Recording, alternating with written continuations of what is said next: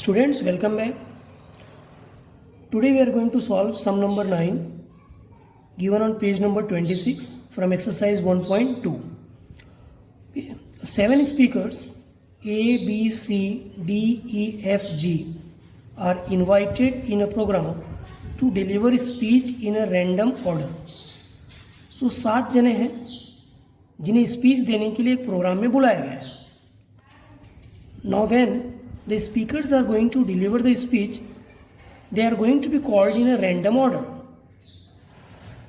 Find the probability, we have to find out the probability that speaker B delivers speech immediately after speaker A. Now what does this statement says? कि speaker B अपनी speech deliver करेगा तुरंत बाद में जैसे ही speaker A ने speech deliver की. It means speaker B is going to come just after speaker A. यानी स्पीकर ए जब भी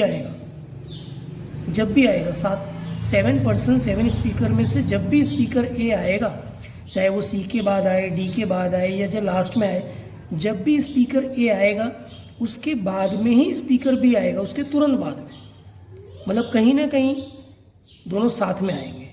इज इट क्लियर? साथ में आएंगे मतलब ए के बाद में बी आएगा. Is it clear? अब प्रोबेबिलिटी फाइंड आउट करते हैं तो हमें एन की जरूरत पड़ती है. N means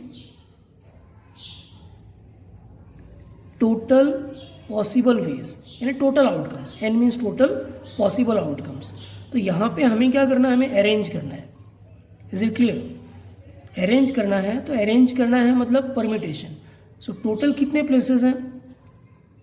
7 speakers. सो 7 प्लेसेस पे उन्हें अरेंज करना पड़ेगा. 1 2 3 4 5 6 7.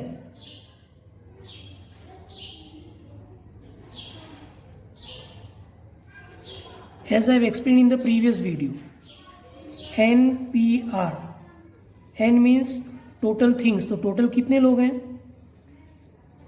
7. P means permutation. R means कितने प्लेसेस पे अरेंज करना है. So 7 places. So 7P 7. तो 7P 7 means total ways of doing the arrangement of 7 speakers at 7 places. It will be 7 factorial. Now 7 factorial I have explained earlier also, starting from 7 and reducing up till 1. After multiplying, it's very simple. Just you have to use the calculator, you will get the answer. After multiplying, you will get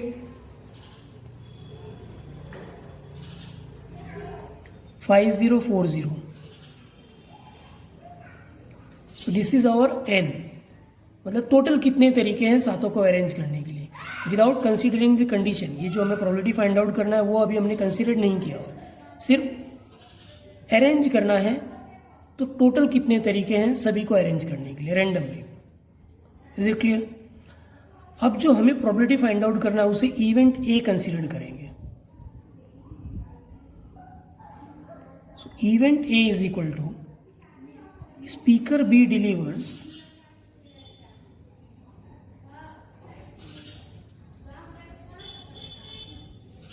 speech immediately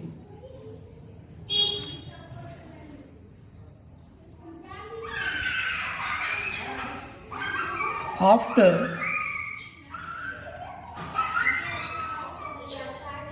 speaker A.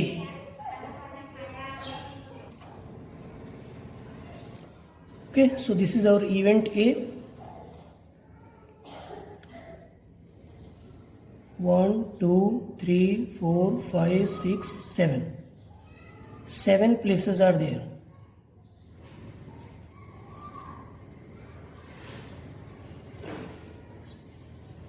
Seven places and 7 persons are there. Now the condition is B delivers speech immediately after speaker A. यानी ए के बाद में ही B आएगा. Just after A comes, B is going to be deliver his speech. यानी इन दोनों को साथ में अरेंज करना है. But what is the basic difference in previous question that we have solve, that is question number 8, जिसमें ये पूछा था कि husband and wife should come together next to each other. वहाँ पे husband and wife should come next to each other. तो हमने पहले जो लॉजिक वहाँ फॉलो किया था वही लॉजिक यहाँ फॉलो करेंगे कि पहले जिन्हें साथ में आना है उन्हें अरेंज करेंगे. तो वहाँ पे हस्बैंड एंड वाइफ को साथ में अरेंज करने का तरीका था 2p2. लेकिन यहाँ पर ए के तुरंत बाद में बी आ रहा है. It is not the question कि ए और बी साथ में आ रहे हैं. Is it clear? मतलब ए और बी साथ में तो आ रहे हैं लेकिन ए की प्लेस बी से पहले है. So main thing is here place is important. साथ में तो आ रहे हैं but place is important. B A के पहले नहीं आएगा. Is it clear? This is the basic difference. Previous question में क्या था कि हस्बैंड एंड वाइफ साथ में है तो वाइफ पहले भी आ सकती थी या हस्बैंड बाद में भी अरेंज हो सकता था. लेकिन यहाँ क्या है कि ए पहले आएगा तभी बी आएगा. Is it clear? तो इन्हें साथ में अरेंज करना है. तो ए के लिए प्लेस एक ही है और ए भी एक ही है. सो 1p1. एन और आर दोनों सेम है. इनटू इसलिए कि अभी सिर्फ हम ए और बी का अरेंजमेंट कर रहे हैं. Is it clear? Total arrangement is not over. अभी सातों लोगों के अरेंजमेंट ओवर नहीं हुई है. बी भी ए के तुरंत बाद आएगा तो इसकी प्लेस भी इंपॉर्टेंट है. बी ए के पहले नहीं आएगा. Is it clear? B A के बाद में ही आएगा. So place of B is also fixed that he is going to come after A and one place is there after A and only one person that is B. So arrange ways of doing the arrangement will be same. 1p1 again into will come. This is the arrangement that a after a b is going to come to deliver the speech. यानी a के बाद में b आ रहा है उसे arrange करने का तरीका है 1p1 into 1p1. Still 5 speakers are remaining. तो 5 speakers जो बचे हुए हैं वो plus what I have said कि जिन्हें साथ में अरेंज करना है तो उन्हें 1 यूनिट कंसीडर करना पड़ता है. तो ए और बी को अरेंज कर दिया तो इसे क्या कंसीडर करेंगे? 1 यूनिट. 1 यूनिट. अब ये 1 यूनिट मतलब ये और 6 स्पीकर्स तो बाकी अभी 5 not 6 sorry 5 speakers are remaining. Total 7 were there. 7 speakers were there. We have arranged 2. So remaining 5 speakers are there and we have considered it as a 1 unit. So 5 plus 1 6. Reason क्या है इसे 1 unit consider करने का? Previous question में मैंने explain किया है. हम ए और बी को तो साथ में अरेंज कर रहे हैं लेकिन उनको बाकी स्पीकर्स के फॉर एग्जांपल सी पहले आया उसके बाद में ए और बी आ रहे हैं या तो सब आ गए उसके बाद में ए और बी आ रहे हैं या तो ऐसे हो सकता है सी डी ई आ गया उसके बाद में ए और बी आ रहे हैं. मतलब ये जो रिमेनिंग 1 2 3 4 5 ये जो 5 स्पीकर्स हैं that is C D E F G ये जो 5 स्पीकर्स हैं इनके बीच में भी तो कहीं ना कहीं इन्हें अरेंज करना है. ये जो अरेंजमेंट था ये सिर्फ उन्हें आपस में अरेंज करने का तरीका था ए और बी को, लेकिन इनके बीच में भी उन्हें अरेंज करना है. That's why we are considering as 1 unit. और इनके बीच में अरेंज करना है तो वो 1 यूनिट कंसिडर करेंगे और ये 5 तो पहले से हैं तो 5 + 1 6.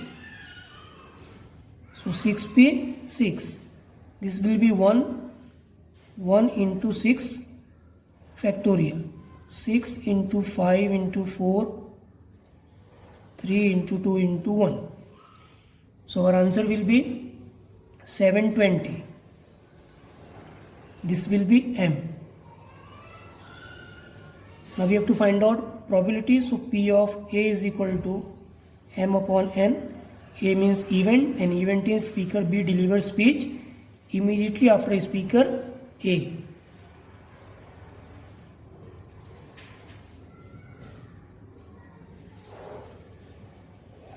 We can reduce it. You will get 1/7. Thank you.